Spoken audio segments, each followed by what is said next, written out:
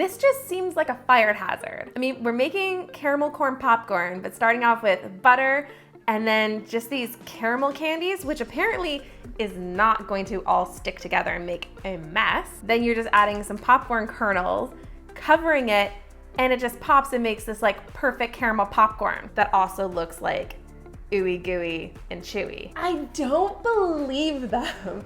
I feel like a lot of these videos tend to lie. So we're gonna kind of test these out and see if it actually works. I've got all my ingredients here. And thank you so much to Fetch for sponsoring today's video. I'm just gonna get started. I've got the burner here. I'm gonna turn that on. So I'm supposed to start by just adding some butter. I made sure to get the exact same caramel candies they used.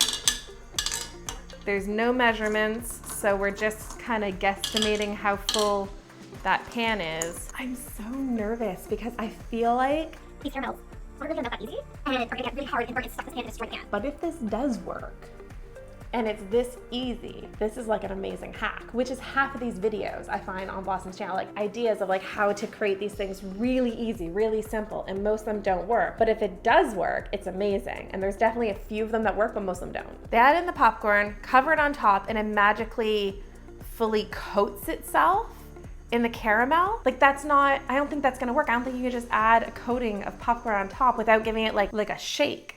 But they didn't shake it. It's hard to do things not the way that you want to do them. We're doing the popcorn. They did a Pyrex bowl. I've got this Pyrex kind of flat bottom dish, but it has to be Pyrex.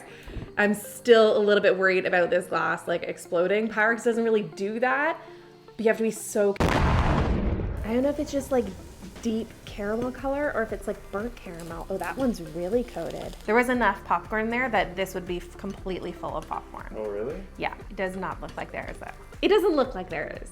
Like they're definitely, it's not fully coated caramel corn, like, you know? When they take it off, it's fully coated. I'm gonna take it off. I'm gonna take it off. I don't like this. I don't like this. It's gonna burn me. Oh! It like exploded on my shirt and not me. So it burnt. It's not obviously fully coated like theirs. I mean, if we could just do a side-by-side comparison of what their bowl looked like and ours. And I had the heat very low. I kept thinking I should turn up the heat. I should turn up the heat because it's taking so long to pop. I'm like, nope, because I don't want it to burn. And if I can find a piece that's not burnt, I will taste it.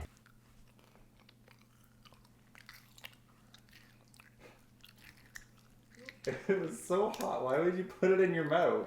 That's not the problem. Ugh. The caramel is so thick that the popcorn, when I put it in my mouth, just dissolved and it almost went back to this like hard candy stage, but with like dissolved pieces of popcorn in it. Like that is not the right caramel. That is a really big fail. It doesn't look like it ruined the pan though. So this one is definitely a fail, and let's clean up and move on to the next one. This one just kind of feels like, why? Like I get if you want to make brownies using a microwave in case you don't have an oven, but like why the paper bag instead of a dish? Is it gonna work perfectly? Is this so you don't have any dishes to clean up? Like, or if you don't have any dishes, I'm curious to see if we try this and we try the brownie mix poured into the paper bag with the walnuts, but we also try it in a dish to see if it has like a different texture. Got the paper bag, but now I've got to try to like drop it in without making a mess all over this paper bag. I'm gonna try to drop it because I don't want there to be crusted brownie all over the sides of this. This is the most backwards brownies I have ever made. But I just use like a boxed brownie mix because I feel like if you're the person who's gonna bake brownies in a bag, probably gonna use a boxed brownie mix. It's like, hey man, you want some baked brownies? I microwave them myself. Okay, take a peek. Do we think that's enough brownie mix? Okay. And then bake for 10 minutes.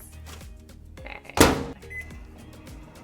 A few minutes later. Oh my God, oh my God, oh my God, oh my God. That's smoky. Why, internet? Oh, that's terrible. Let me open the door. Wait, quick thumbnail. Oh my God, look down like the barrel of that. Like, All I can see is smoke. I know. Let's go, let's go. Okay. I mean, technically it looks like theirs. But like the outside is actually like brownie-like. Yeah. Oh, it stinks in here. Oh my God. I feel like my voice has changed from breathing in all of that smoke. It was only in there, like 3 minutes, 4 minutes? Yeah, something Like 4 that, minutes right maybe? on. Like it said 10 minutes. We only had it in there for like 4 minutes and there was just like smoke. Like you could hear it, like my voice, like I sound sick. But I said I would try it in the dish. I'm gonna try it because I've done lots of mug cakes and you can actually cook cake and brownies in the microwave. Like I've done apple crisp in the microwave. I've done everything in the microwave. Okay, it looks a little raw and a little cooked after 2 minutes. I don't want to do any more because I know that the center part is definitely cooked. It just has a little bit of like raw batter there, which would be safe to eat because it's been cooked long enough. So I'm gonna let this cool and we're gonna move on to the next one and come back once it's cool. I know that considering what we just went through, you know, emotionally and physically in this video, it's hard to say that I think the next one actually might work, but of all of the ones that we're doing today, I'm actually most hopeful for this one. So they took like an ice cube tray, which isn't exactly this one, but it'll work. And we have another one that we used too, and just took these like skewers, put them in it, froze little ice cubes, and then dipped it in melted chocolate. And I think the theory is that the coldness of the ice cube, like the chocolate clings to the ice cube, but then the coldness of it hardens the chocolate really fast, and you can pull the ice cube off of it and then fill it with like brownies, if they're okay, and like ice cream. The thing is chocolate is very finicky and it hates water. So I don't know how it's going to do with like a cold ice cube directly on the chocolate. And luckily I planned ahead last night and I have our frozen ice cubes. So we didn't have the square ice cubes, but we do have just like the regular ice cubes that we have the skewers in. And we have this heart mold from the last video. The skewers wouldn't stay standing upright, so Kevin took these clips, So smart. except it's frozen in it. Well, you look at that. It came off easily. So we're just supposed to dip and make sure it's kind of covered the sides. Ooh, it is hardening. I can see it hardening quite quickly. So I guess I'm just supposed to wait until it releases the ice cube from the chocolate. Like I can't pull up right now. I can leave, okay, why don't we do the other ones and then I'll come back because I don't want these to like melt too much. I'm gonna do a couple of these, but if this works, these are like super cute, quick little dessert cups. Okay, no, it's not quite ready.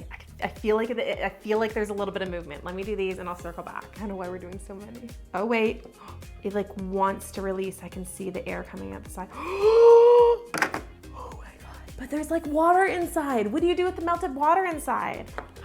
Okay, got it. And pulled up.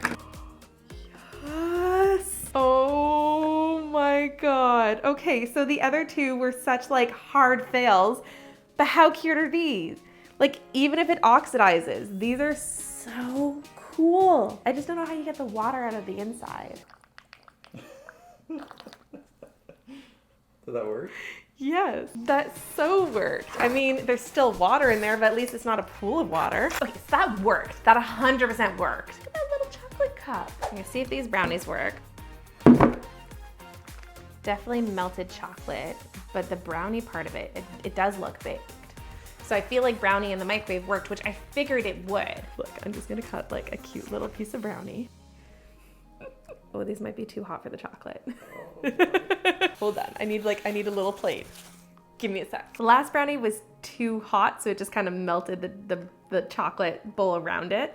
So this one I put in the fridge to cool, and I grabbed some whipped cream. How cute is that? This hack 100% worked, and I feel like it's so easy if people don't have a lot of stuff and they want to make like a fancy dessert. Not that like my whipped cream looks the fanciest right now, but I think they look pretty cute. That chocolate shell is so yummy. One for the win. Let's move on to the next one. Before I move on to the next hack, I want to tell you guys about today's sponsor. Fetch Rewards is a free mobile app that allows you to collect rewards on purchases by scanning any of your receipts. Whether it be grocery, retail, or even shopping online, Fetch helps you turn your purchases into rewards. It's so easy to use. You just open the app, click the photo icon, and then take a photo of your receipt. Right now, I'm scanning the receipt from buying all the supplies for today's video. And since it's long, I can just take 2 pictures and it stitches them together. Fetch instantly gives me points that I can use to redeem any rewards I want. I personally love the Amazon and AMC gift cards. I feel like I use those 2 so often. I do like an insane amount of shopping on Amazon. I feel like it's where I do the majority of my shopping. And I love that Fetch allows me to connect my Amazon account right to their app, so I don't have to process any of my e-receipts. It does it all for me. So without doing anything, I'm gaining points. And for a limited time, Fetch is giving my viewers 4,000 points when you scan your first receipt using code TheIcingArtist. So you guys can check out the link down in the description box below. This one just seems so stupid. You're supposed to take mayo and just add cake mix in and then mix it together and it bakes a cake. And like they even did it just like in the mayo jar for like no reason at all. Just like, oh look, I'm making a whole cake mix in a mayo jar. Well, who would want to eat mayonnaise cake? Like, think about it for a second. Like, is it just because mayonnaise is typically made with eggs, so therefore that helps with the structure of a cake? But of all the things that you could do in a pinch, I'm pretty sure I wouldn't be like, oh, I've got mayo in a box cake mix. Let me just like add these 2 together. It'll be great. But nonetheless, we're gonna see for what, like, are we gonna end up with a baked cake at the end? And also, is it gonna taste disgusting? And for this one, I vote Kevin is the taste tester. Nope. Is all of that cake batter supposed to fit into that jar? No, it didn't say the amount.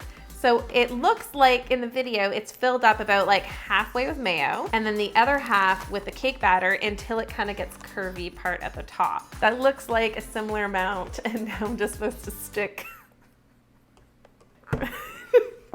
and just to stick my mixer in the mayonnaise jar.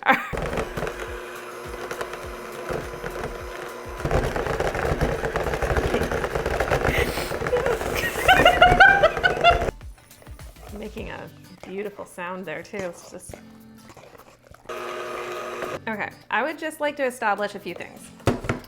1, this is gross.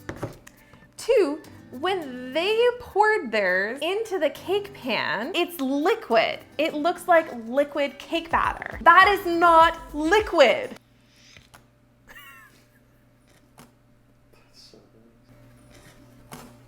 It says bake. Doesn't say what temperature or for how long. It just says bake 2-ingredient cake. Oh God, oh my God.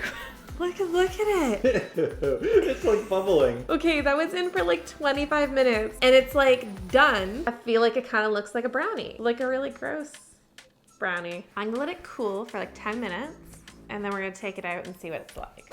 Okay, it's cool. It's definitely cool enough, so. Definitely looks very not cooked. It was in a very long, like it was in enough time that it would have cooked. It just, the mayo just didn't seem to work. The outside looks a little cooked, but like you can see that it's just mush. No. Ugh, it's like sour. Ew, it's super gross. Like there's so many other things you can do to make a 2-ingredient cake than bake it with mayonnaise. The last one is like how to release a cake from its cake pan. Now in this one, they just started like you tipping upside down and ripping the cake apart. Obviously that didn't work. And it just says if you put your cake pan in some boiling water, the steam will release the cake from the cake pan. I always line my pans with parchment paper. I buy these little circles or I cut them out myself. I line them with that and then just run my spatula along the side. I've never had the issue where it sticks up on the cake pan ever. With that being said, I've seen it on cake competition shows almost every episode where they're like, oh no, and they forget that they didn't line their cake pan with parchment paper and their whole cake rips apart.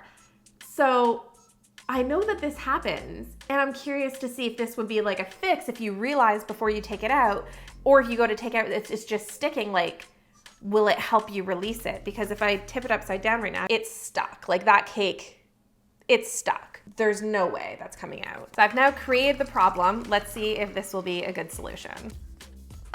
It's supposed to be right in the water?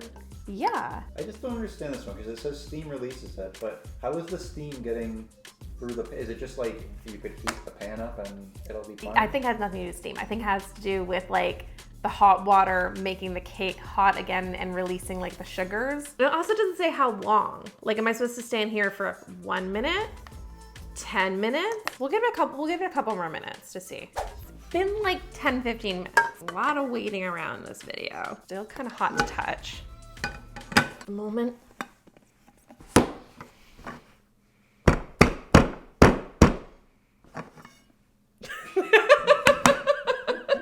Ta-da!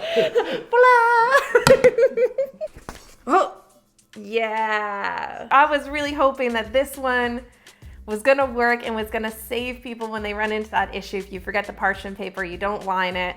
It let me down too. Thank you guys so much for watching, and thanks so much again to Fetch for sponsoring this video. If you guys want more of their information, it'll be down below in the description box, and let me know in the comment section what kind of hacks and stuff I should test next.